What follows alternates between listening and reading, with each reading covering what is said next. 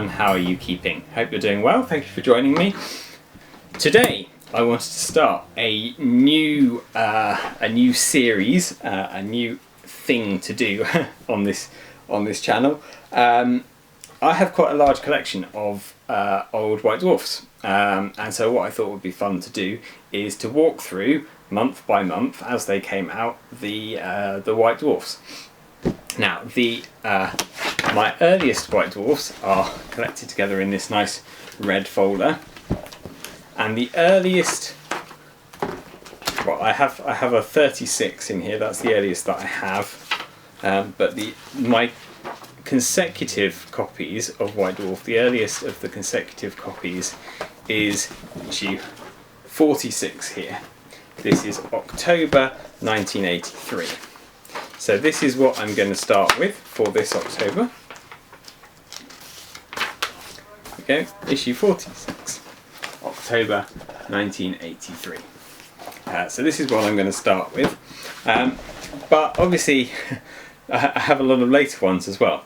And I don't want to be, who knows how long this spot will go on for. I might run it for a few years, I might run it for many years, I might run it for a few months and get bored and give up on it. But what I thought would be fun to do is to take the White Dwarf that is 10 years further on, so this is October 1993, and to just compare and contrast how White Dwarf changed and how Games Workshop as a company has moved on from the earlier version to the slightly later version. I could do the next one along, I could go to 2003, except I don't have that many post 2000 issues. I kind of ran out of interest with White Dwarf really about the year 2000, so I don't have much of later issues, so I'm gonna stick with the 80s and the 90s magazines. So let's dive in and let's take a look at October 1983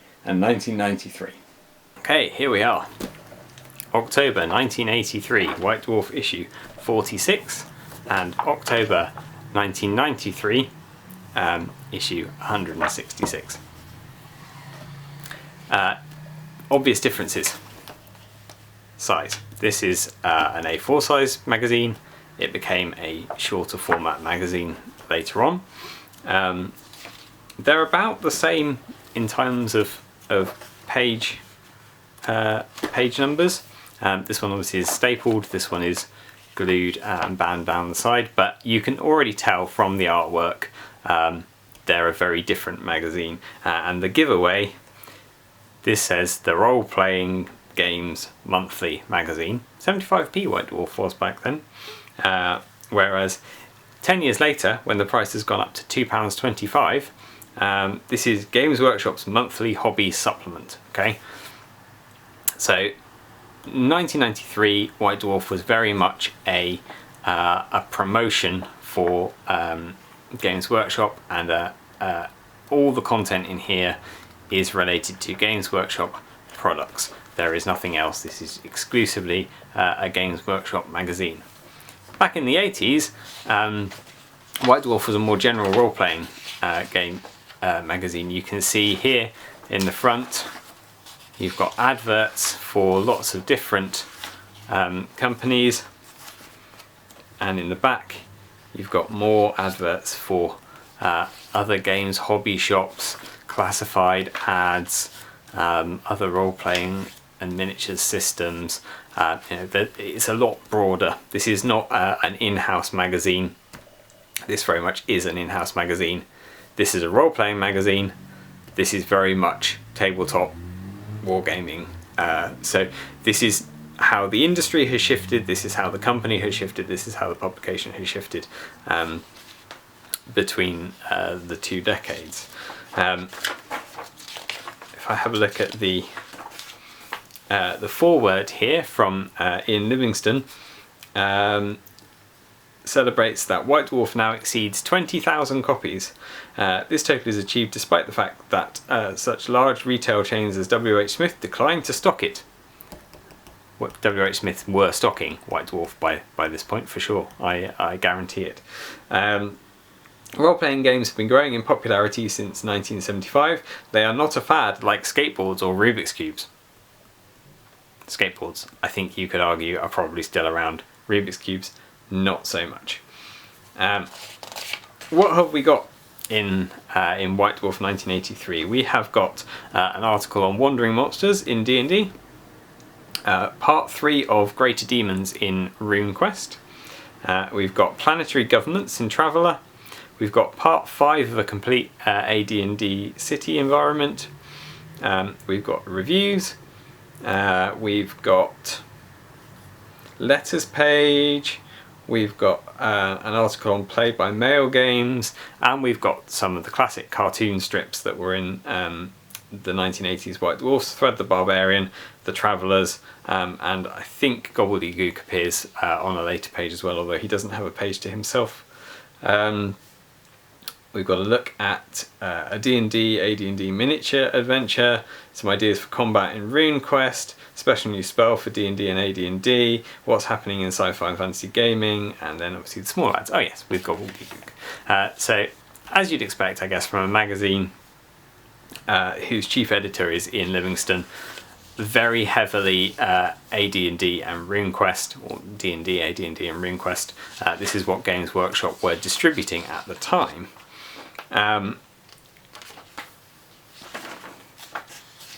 Fairly detailed articles. These reviews pages. Remember how this magazine was not selling anything that wasn't Games Workshop? The review pages in Games Workshop are fairly notorious for being pretty anti anything that Games Workshop aren't releasing. So although they're featuring them and they're reviewing them, and to be fair, he's reasonably balanced in his comments on some of these games. Some of them you can definitely tell that he doesn't enjoy them. This is Charles Vasey who's writing these reviews, and he wasn't a fan of Dragon Hunt in this case. It's never going to rouse the yearning masses hungry for the gaming sensation that's sweeping the nation. Its designer might reasonably object that A, it's making him money, and B, it will probably be played more times by more people than the sort of highbrow rubbish I'm likely to go into ecstasies over. He might also write an incredibly banal and long-winded reply, because that's exactly how he writes his rules. Not pulling any punches. There's an interesting article here in the reviews here. This is Dave Langford's critical mass, which is also known for being particularly scathing in cases. He's reviewing books in this case, and this is interesting because Games Workshop at a slightly later point than this, but I think within this article, we'll come back to that. By this article, Games Workshop is releasing its own books, and of course it has released several novels since. The stalking is a bit routine, with major atrocities or supernatural outbreaks appearing regularly every 9 or 10 pages. People's gorges constantly rising at fetid stenches, and a peak of fine writing when somebody's head suddenly began to peel, the flesh tearing away from the bone in ragged strips like a pink banana. Yuck. The continuing plot: the hero's family is abducted by evil cultists in Book 1 and spends the rest of the series in not too close pursuit. Horror fans could do worse than these books. Yeah, he's not particularly glowing about a lot of these, but to be fair, I mean, that's about the same level of fiction as Drachenfels, Storm Warriors, and certainly the later Horus Heresy books that Games Workshop put out. None of them particularly high literature. They're all a little bit silly teen fiction, aren't they? So obviously Games Workshop's later authors did not learn from the earlier reviews. Dealing with demons. Here we are. Here's an article on demons in D&D, and you can see from some of the artwork, and you can read, if you read the text, there's very much a bit of a precursor to the Realm of Chaos books. And last week we had a look at the Lost and the Damned books. these are kind of prefigured by this kind of demons in AD&D series. Lots and lots of Traveller in early White Dwarf. Now this is a little bit sad. This is the a complete AD&D city, and I love the kind of world building articles they did later on, and we'll come to it later for Warhammer Fantasy Roleplay. They did a Marienburg series detailing the city, and this is a complete AD&D city, but this is part 5. So by the time they've got to here, this is really concerned with playing through a scenario or a campaign story narrative within the city, so you don't get that much of a description of the city, which is a shame. I'll have to track back the other copies and get a bit more of the city description, but it does have quite a nice sort of catch-all article here at the end with talking about the various guilds in the city that have sort of waned in prominence, but they're still there underlying the structure, and this sort of political boundary map of the city, which is, you know, something that's very easy to throw into any role-playing game. Nice and fun. Here's the classic Thrud and Travellers.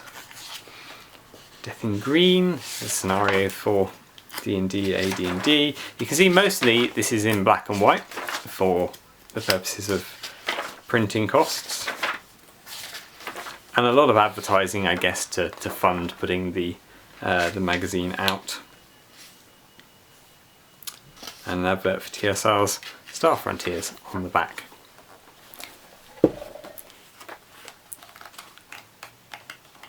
And this is from lots of different contributors, so it's a very varied mixed bag. Sometimes you get excellent writers writing. Sometimes it's very obvious that they're scraping the barrel a little bit, or someone sent something in and they're a bit short for that week, so they're putting it in. This month's actually is pretty good in terms of the quality of its content. Okay, let's move on to 1993 then, 10 years later. What has changed? We are all in colour. Look at all the colour. And lots of painted photographs of miniatures. Yeah? Very little on miniatures at all in here. There's an advert for Chronicle right at the beginning. There we go, Nick Lund's Chronicle miniatures with a little black and white photo, but certainly not any photos of miniatures in here. The closest that you get is Tony Ackland black and white sketches of miniatures from the RuneQuest Brew range. Not so in the 90s White Dwarfs. Here, lots of pictures, assaulted by pictures as soon as you look in. Now this article is a little bit dedicated to 40k. This is second edition 40k, so the one after Rogue Trader, and this is really the point at which 40k became a war game. Rogue Trader is very much a sort of roleplay crossover, as the early versions of Warhammer were. With this edition of 40k you get a tabletop battle game, so they're concerned with selling you the miniatures and telling you what the rules are. So understandably we have an article on Space Marines leading that up. Here's a picture of an earlier Space Marine, and actually this Space Marine, Apothecary, and was he there? Did I see him? I'm sure he's here somewhere. There's a chaplain and a librarian that were on the bottom of the Hero Quest and Space Crusade flyer, and so these were some of the first Space Marine images that I saw, and I really want to duplicate these with a paint job at some point later. But otherwise, I'm not a particular fan of Space Marines. They're a bit vanilla, a bit blur. Oh, there he is. That's the chaplain. So we'll skip past those. It's interesting how there's a section in here. We've got some Man of War stuff on John Blanche illuminations, and you can really see, looking at these, the texture and the style of John's illustrations. You can really see the difference between these and the miniatures that are being put out. And I don't think that's entirely down to the fact that we're playing now with mass production plastics that are in a fairly early stage. They're a bit sort of soft and rounded around the edges and not particularly dynamic. There is a very obvious graphic style to these that doesn't match up with the John Blanche imagery that would come back in Necromunda and would come back in Inquisitor, and then start saturating the kind of grim dark style. And I like the John Blanche imagery. I love the John Blanche imagery. The 40k miniatures here are, let's face it, they are a bit static and a bit silly and a bit cartoony. There are some beautiful the Eldar in this era, absolutely beautiful, but not my favourite 40k era. I don't actually like the later super duper grim dark 40k either, but yeah, I'm not so keen. Oh, I'm just not so keen on 40k in general. We do have some Warhammer in here. We've got some dwarf stuff in here. We've got the miners coming out, and in the back, in the catalogue pages, you've got the wonderful Marauder Pistoliers, Handgunners, Thunderers, the Troll Slayers, and the Miners, who are the new release for this month. So some of the best dwarves, but only getting quite a little mention because of the release of 40k. There is near the front, there you go, Groms Goblin War Chariot, another iconic Middle Hammer era, Red era model there. That's all it gets. It was released in this month. That page advert is all it gets because everything's overshadowed by the release of the new 40k. And here we get the first 40k second edition, or really first edition because Rogue Trade was so different, battle report by the classic Andy Chambers and Jervis Johnson. But you've only got to read this to realise that this is a war game for people who want to play to win. It's very they're making their choices strategically, they're playing the game strategically, they're analysing their moves against each other and thinking what they should do better next time. And while that's, I guess that's how you play a game, but it's very different to the roleplay element of, you know, you build a force based on what you like, and you don't worry too much about the points cost bit, and you play a narrative based scenario. This is a pitched battle, this is even points values, fighting across the table with each other, and it's really an indication that this was where Games Workshop had got to. It's no surprise that the tournament scene is rising and coming here, because you're talking about very regimented army lists, very regular sizes of forces, fairly evenly matched, playing each other against the tabletop, and it coming down to strategy and dice rolls. Altogether, a less characterful era, even though, okay, this is still widely regarded as being more characterful than the later eras. I think this is where things are slightly going a bit commercial, a bit silly. I mean, it's where Games Workshop are making loads of money for their shareholders, and it's production-wise, it's a much better, glossier magazine with great consistency of articles and wonderful photographs. This is clearly a much more established company, but their focus is very much on selling the miniatures and games that are not really narrative games, and they've moved further away from not just being role-playing games, but to not being narrative focused, and they would bring some of that back in later later editions and issues, and this is actually this is the era from which I was collecting, but I'm not at all surprised that I was more interested, even when these magazines were current, I was more interested in the earlier 80s figures and more sort of narrative, character-based gaming rather than the kind of tournament pitch battle gaming. Anyway, that's two decade apart White Dwarfs from 1983 and 1993. And next month we should be looking at November 1983 and November 1993. Join me for that, and join me next week for another slightly different video.